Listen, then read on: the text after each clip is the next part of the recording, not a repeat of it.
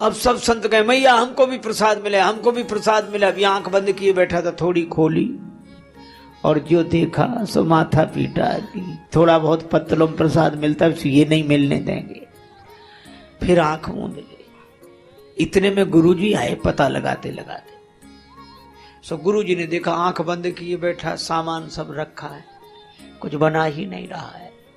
गुरुजी बोले ये क्या तमाशा, बनाता क्यों नहीं, अब तक भूखा बैठा है। तो आंख खोल के गुरुजी के चरणों में गिरा, गुरुजी बचाओ बचाओ, देखो कितने भगवान। गुरुजी को कोई न दिखे। गुरुजी बोले यहां तो कोई नहीं है, हैं पर गुरुजी बोले हमें नहीं दिख रहे। सो भगवान से बोला इन्हें भी दिखो। नहीं ये हमें झूठा समझेंगे, ये तो हमारे भी गुरुजी हैं, हमसे बहुत योग्य हैं। भगवान मुस्कुरा कर बोले हाँ योग्य तो है, तुम्हारे गुरु हैं, तुमसे बहुत योग्य हैं, तो फिर इन्हें भी दर्शन दो। भगवान बोले नहीं। कहा क्यों? कहा तुमसे अधिक योग्य तो हैं, पर तुम्हारे जैसे सरल नहीं है। गुरुजी ने पूछा भगवान क्या कह रहे हैं? बोले भगवान कह रहे हैं पता नहीं क्या कह कर सरल नहीं हो आप। गुरुजी रोने लगे कि जिंदगी बीत गई, सरलता नहीं आई, और ये सरलता तो भगवान ही दे सकते हैं। और गुरुजी के आंखों में आंसू आए तो इस सरलता से रोते हुए देखकर गुरुदेव के सामने भगवान प्रकट हो गए। गुरुजी ने चरणों में प्रणाम किया भगवान के और कहा हमने सुना था कि गुरु के कारण शिष्य को भगवान मिलते हैं, लेकिन आज शिष्य के कारण मुझे भगवान का दर्शन हुआ। और इसलिए सरलता क्या, सरल, इतना सरल शब्द है, सरल, न कोई मात्रा, न ऊपर न नीचे, न आगे न पीछे, सरल, इसमें कुछ न लगा। और मुझे तो लगता है सा से श्री सीता जी, रा से श्री राम जी, ला से श्री लक्ष्मण जी, ये सीता राम लक्ष्मण जिसके हृदय में रहते हो वही सरल है। अच्छा देखो, इस आदमी ने अपनी भूख को भगवान से जोड़ दिया। बोलो, भूख से भगवान को जोड़ दिया तो भगवान मिल गए कि नहीं? मुझे तो लगता है कि आप अपने जीवन की किसी भी वृत्ति को भगवान से जोड़ दो। कई बार लोग प्रशंसा करते हैं और इतनी प्रशंसा करते हैं, इतनी कि हम लोग कितनी होश रखें, लेकिन कान में प्रशंसा पड़ी और हमारा दिमाग खराब हुआ। प्रशंसा भीतर गई और दिमाग खराब। हम प्रशंसा सुनने के आदी हो गए। कुंभकर्ण, कुंभ कहते हैं घड़े को, कर्ण माने कान, और कहते हैं कुंभकर्ण घटों मदिरा पी जाता था। हम लोग भी घड़ों प्रशंसा की मदिरा पीते हैं, और मदिरा पीकर जैसे कोई होश में नहीं रहता, हम प्रशंसा अपनी सुनकर होश में नहीं रहते। इसीलिए कहा प्रतिष्ठा शूकरी विष्ठा। श्री चैतन्य महाप्रभु शिक्षाष्टक में कहते हैं कि प्रतिष्ठा व्यर्थ बेकार चीज है, शूकरी विष्ठा है। अच्छा अब एक बात बताओ, तो कोई प्रशंसा करे तो स्वीकार न करें, कानों में उंगली लगा लें? कोई प्रशंसा करे, वाह वाह वाह क्या कहना क्या कहना, अब वो वाह वाह करे और आप कान हो, अरे कान मत मूंदो। प्रशंसा अगर हो रही है तो आप एक काम करो, क्या थाली में तरह तरह के व्यंजन भोजन आपके सामने परोसे जाते हैं, आप भगवान को भोग लगा देते हो तो भोजन प्रसाद बन जाता है। मैं कहता हूं कि तारीफ अगर आपका दिमाग खराब करती है तो उस प्रशंसा के थाल का भोग भगवान को लगा दो, तो प्रशंसा भी आपके लिए प्रसाद बन जाएगी। सब चीज भगवान से जोड़ो। रामचरितमानस में बड़ा सुंदर वर्णन है। मिथिला की देवियों ने काम को भगवान से जोड़ा। जन सोहत श्रृंगार धरी मूर्ति परमा अनूप,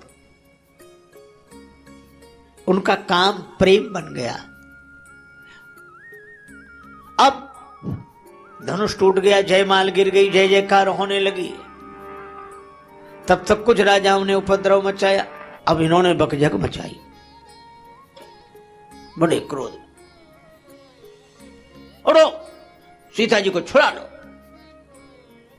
अब कौन बोला ये पता ही न लगे, भीड़ में से कोई बोला सीता जी को छुड़ा लो।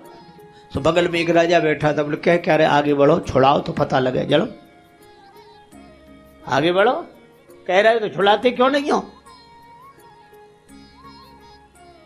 तो बोला हम क्यों आगे बढ़ेंगे, क्यों नहीं बढ़ोगे, फिर कह क्यों रहे हो। बोले वाह, इतना भी नहीं जानते, भड़काने वाला कभी आगे चल के मरा है आज तक जो हम जाएं। ये तो हम भी जानते कि छुड़ा नहीं सकते, तो फिर कह क्यों रहे हो। अरे बोले कुछ ना हो, किसी को जोश आ जाए, कुछ झगड़ा ही हो जाए। कुछ लोग तो ऐसी बातें बोलते ही इसलिए कि झगड़ा ही हो जाए। दूसरा बोला करना नहीं, कहना ही है। हाँ तो हम तुमसे ज्यादा कहें क्या, दोनों भाइयों को पकड़कर बांध लो। बोलो। तीसरा बोला अगर जनक जी सहायता करें उनको भी युद्ध में जीत लो। करना तो कुछ था नहीं। कुछ लोग होते हैं जो केवल बोलते ही हैं। एक आदमी का बड़ा नाम था, झाड़ फूंक में मंत्रों से याद था, मरीजों की सेवा करना काम था। कोई ना कोई झाड़ फूंक कराने के लिए आ जाता, उसे कहते बैठो, और नीम के पत्तों का झोंका लेकर झाड़ना शुरू करता। यही नियम था। ये काम तो खैर अच्छा है, पर पत्नी ने कहा कि बरसात आने वाली है, 1 महीने बाद एक घर का छप्पर टूट गया, इसे बांध लो नहीं तो मुश्किल हो जाएगा। सो बोला बांध लेंगे, बांध लेंगे। 2 महीने हो गए, उसने नहीं बांधा। बरसात आ गई भयंकर, परिवार भर परेशान, उसने छप्पर नहीं बांधा। मरीज का इंतजार करे। एक दिन एक मरीज आ गया, मरीज को देख, बैठो, दांत में दर्द है, हाँ बैठो। और उसने पत्तों का झोंका लिया, छू छू करके। उसकी पत्नी ने सुना कि मंत्र बोलता क्या है। सो मालूम मंत्र क्या बोलता था, छू, और उसके बाद मंत्र बोले छू छू, आकाश बांधो, पाताल बांधो, 7 समुद्र बांधो, घाट का घटोई बांधो, मरघट का मसान बांधो, छू। और फिर शुरू करे आकाश बांधो, पाताल बांधो। उसकी पत्नी को लगा गुस्सा, तो डांट कर बोले वाले चप, घर का छप्पर तो बनता नहीं, आकाश बांध रहा है, पाताल बांध रहा है, 7 समुद्र बांध रहा है, घाट का घटोई मरघट का मसान बांध रहा है, छप्पर बनता नहीं। तो कुछ लोग होते ही ऐसे जिनसे बनता कुछ नहीं।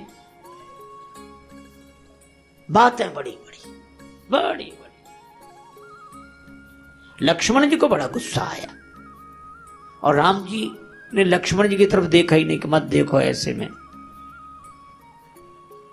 क्यों, अगर लक्ष्मण जी की तरफ देखी जाए तो इतना झगड़ा हो जाएगा कि मुश्किल होगी। दीप दीप के भूपति इकट्ठे विश्व युद्ध हो जाएगा, तो युद्ध को टालना चाहिए। हम शांति प्रिय हैं, बात तो बिल्कुल ठीक है। युद्ध के परिणाम बुरे होते हैं, युद्ध को टालना चाहिए। पर लक्ष्मण जी का तर्क यह था कि युद्ध तो हम भी नहीं चाहते, पर इसका यह अर्थ नहीं कि जिसके जो मन में आवे सो बोलता रहे, कुछ भी कहता रहे। हमारी शांति प्रियता को कोई हमारी कायरता समझ ले। बात लक्ष्मण जी की भी सही है, अहिंसा परमो धर्मा ठीक है, लेकिन हम अहिंसक हैं ये कोई हमारी कमजोरी समझ ले, हमारे बारे में जो मन में आवे सो कहता रहे। लक्ष्मण जी का तर्क यह था, और बात भी सही।